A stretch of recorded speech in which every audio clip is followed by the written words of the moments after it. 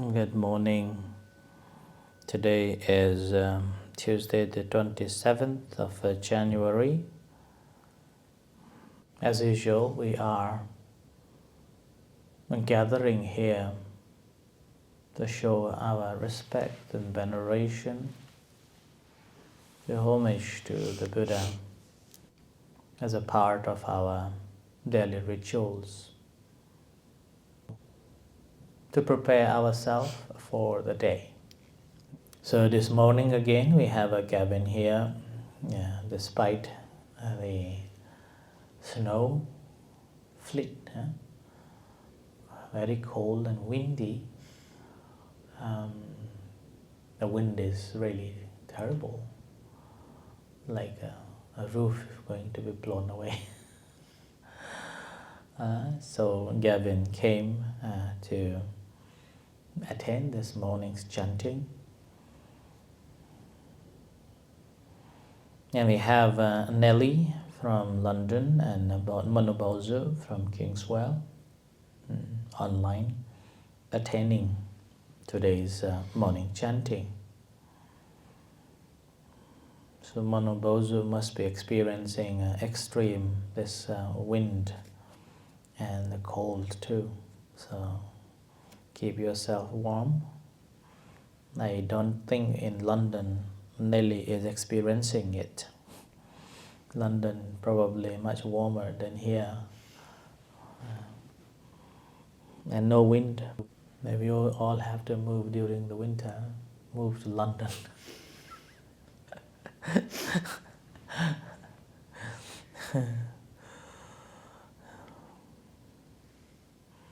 So life is like that. So when the Buddha was teaching the concept of the dukkha to the five aggregates on the first discourse at Varanasi for the first time, Buddha explained one of the reasons of why we suffer. The Buddha said that yampi chang nala bhati tampi dukkhang. Wishing what you want and not happening is a suffering. And that is I think the most the people are suffering these days. We want something, but it's not happening. Then that causes a suffering and sadness. But in Buddhism, the Buddha was not talking about changing the place to be happy or getting the things, and not getting that causes suffering. It's not like moving one place and then to another. And this is a worldly way of looking at it. But the Buddha was talking, in a sense, about our own life. Buddha was saying that we want not to get old. We want not to be sick. We want not to be die. And this is not going to happen. We will get old. We will get sick. And eventually, despite we didn't like it, we still have to die. And this causes a problem in our life. This morning I just posted saying that people think about going through the doctors to make themselves beautiful or handsome and spend thousands of pounds. Now when we look at that, simply we don't like to get old. So we are happy to spend thousands of pounds to be handsome or beautiful, young. person. And that's simply because we look outside of ourselves and we compare to someone who is younger than us, or we are very infatuated by the lust. And this is not going to happen. Doesn't matter how many times you go through the doctors, eventually it's going to change. So that is the suffering. And doesn't matter whether we like it or not, because of this change that is taking place, which is the natural phenomena, we get sick. So that's why Buddha was talking about yampichang nalapati tampi dukham, is basically not attaining what one wishes. And the wish, which is, I think, the most important wish, is not to get old, not to get sick, and not to be died. So the study of Buddhism, that's why it's quite interesting. Well,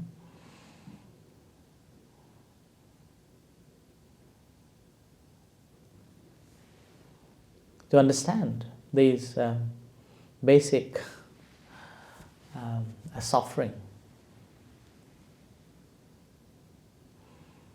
So it's a learning to know about our own life, the reality of our life. The moment when we are born, we may have a question about why we were born. But that question we cannot answer anymore because we are already born. But what we have to question is, what is my objectives, or what is my life's objectives? What is going to happen? The two things we cannot deny, and this is going to happen whether we like it or not. That's the first one, is the getting old and sickness. But in regards to the death, what is going to happen after we die?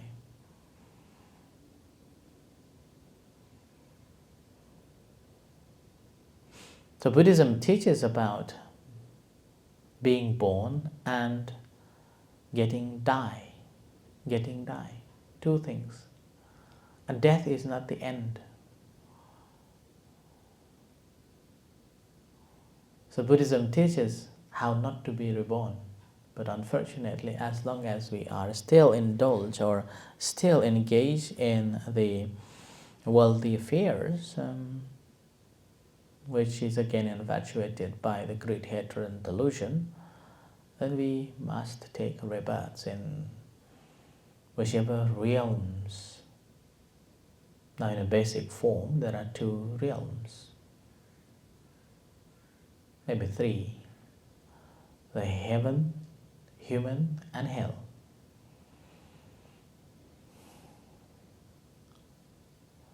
May question arise, is there a heaven or is there a hell?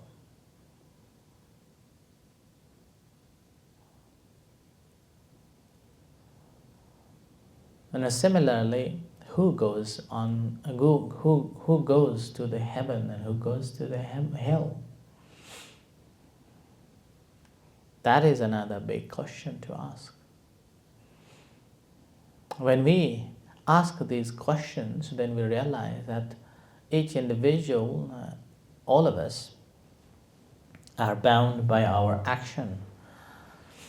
And these action defines our destinations. Not only reborning in the heavens or humans or hell, in which condition, which status we are going to be reborn.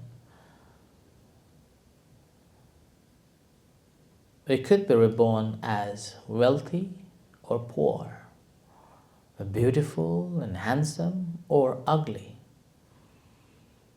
tall or small, good looking,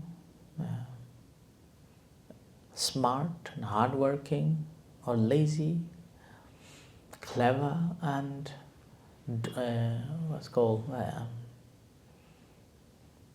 ignorant? These all depends on our own actions. Now these questions been asked ever since the human civilizations, and as a result of that there are so many philosophies on it, which again later developed it as a religion, and we human beings in different civilizations have practiced that religion and that rituals, hoping not to get old, not to get sick, and not to be die, or even after death, reborning in a good state or heavens, in a beautiful or a charming, like that. But that those were just speculations. Until when the Buddha enlightened at the age of 35 in 2600 years ago. And he found some realities regarding these. Now, as a Buddhist, we believe that he had fully realized it, all about these things, how we reborn in different places, and what are the status that we are going to having in those status, those existences. And these again are fortunately recorded in the Tripitaka too, the Buddhist canon.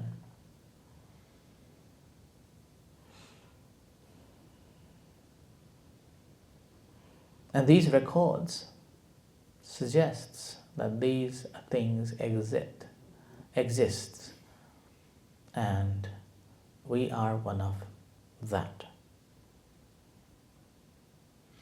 We will be in that state, one way or another, we like it or not. And sadly, it doesn't matter which realms we will be reborning, we will be experiencing this old age, sickness, and death. Death here just a transition from one existence to another.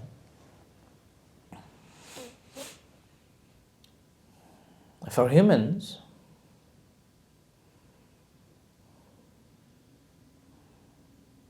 we have this opportunity to come across with these scriptures, particularly the Tripitaka, but because of this voluminous and so many, we spend very little time to study or even to listen the Dhamma talks regarding it, simply because we are again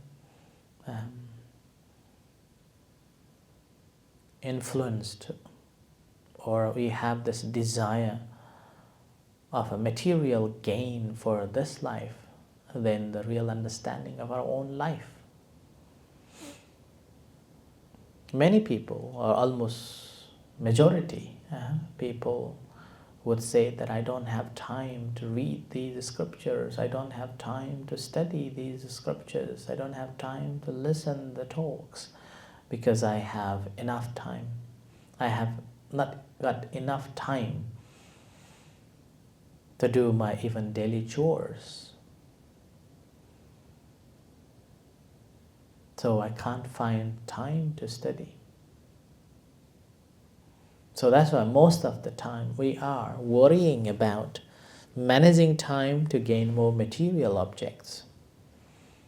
And that is again regarded as the most important things than the realizing about our own life.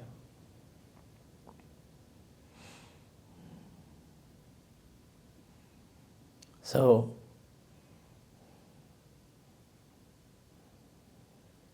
when we are thinking about the material gain, we can plan meticulously this or that,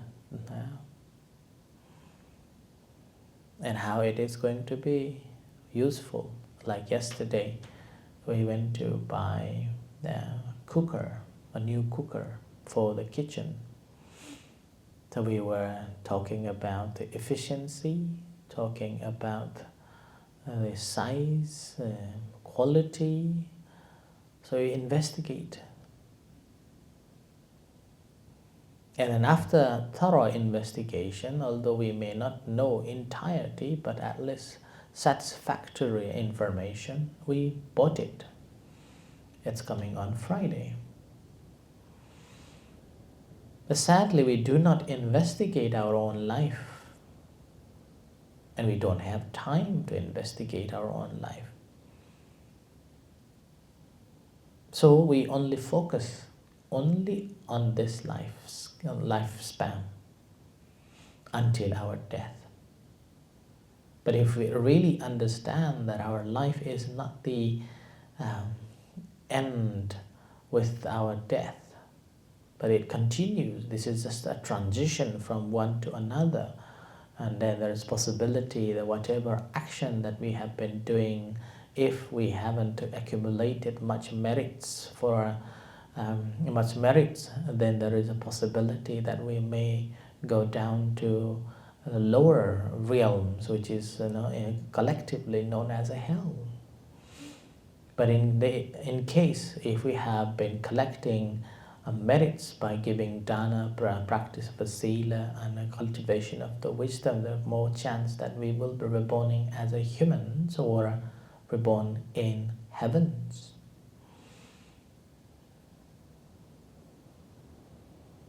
So it's an action that we have to be very mindful of, and investigating our own life properly, then we realize that, oh, this is not the end of the journey, it's just a transition.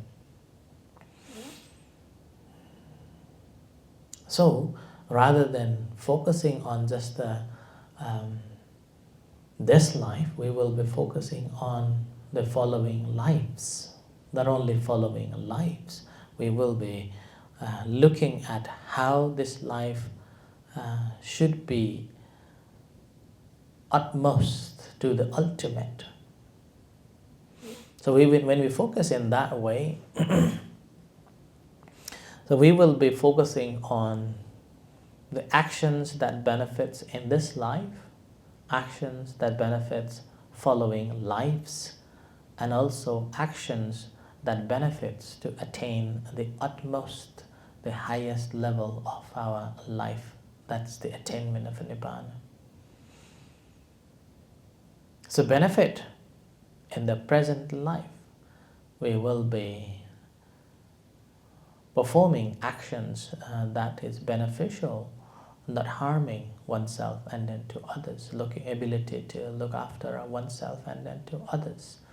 So in that case, rather than we are worrying about getting old and sickness and getting die, we will be using this time to contemplate on all the sickness and the death and live life more maturely, rather than accumulation of material things all the time, or so-called chasing the money until your grave. We will be chasing the money only to sustain our life, and much of the time we will be spending understanding our own life. So with that, we will be accumulating merits for us for the further journey. And that actually helps ourselves and also help others. So we don't need to worry about after death. We will be in a good condition, good state, good status, good realms. No doubt at all. Because on this earth, on this life, we have accumulated sufficient good thing and avoided most of the bad thing. So we don't need to worry about afterlife. So our life after this would be beneficial. And we will be also encouraging others to follow similar patterns. Further on, it also helps us to understand that this life, in an utmost ultimate, we can attain by the purification of our own self. Now, when we are talking about afterlife and the existence in the heavens or hell, sometimes people may have different opinions on it and may say that it is just in our hearts. Hell, when we feel good, it's in heaven. When we feel bad, it's a hell. But sad thing is that whether we like it or not, doesn't matter how hard we deny, the reality is like that. Reality is there.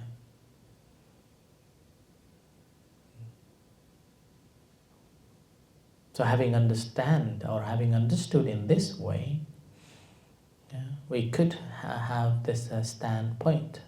If there is a heaven, if there is a hell, at least whatever good things that I have done in this life definitely makes or causes me to be reborn in the heavens. But if I have done something bad, then definitely will be going into the lower realms, collectively hell.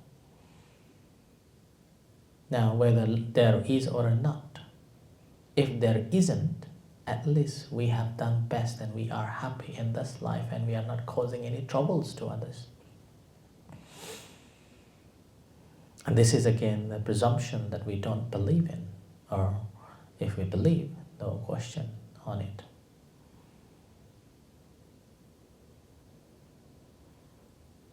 And the utmost, the ultimate is the attainment of liberation. We are completely liberating ourselves from this greed, hatred, and delusion, the desire to accumulate more and more and indulge in the more and more and accumulate and then attach to those more and more. So, the practice of this Dhamma is basically arousing this inner qualities within us, and that inner quality is living by the Dhamma, making ourselves to be a person who is awakened, and we also become a member of the community who is going to help other members to realize this truth. So collectively, we can say that we have aroused the triple gem within ourselves. So it's called inner triple gem. Not just the conventional triple gem that we take refuge to the Buddha, Dhamma, and the Sangha, but we have cultivated these qualities within ourselves, in our hearts. Then we don't need to worry at all. When we get old, let it be. When we sick, let it be. We will maintain as much as possible and take this opportunity. We will cultivate more merits for ourselves to gain the ultimate truth, the Nirvana. So we don't have to pay any. We won't be paying any penny to be try to avoid not to be get old and sick or die, because these are the natural things that we cannot deny.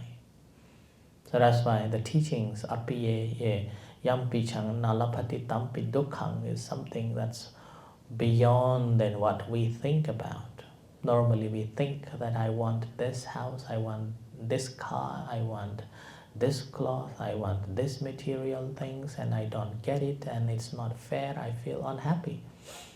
Yes, conventionally that is what Buddha was talking about, but in an ultimate sense, he was talking about that general, universal wish that we normally have, not to get old, not to get sick and die.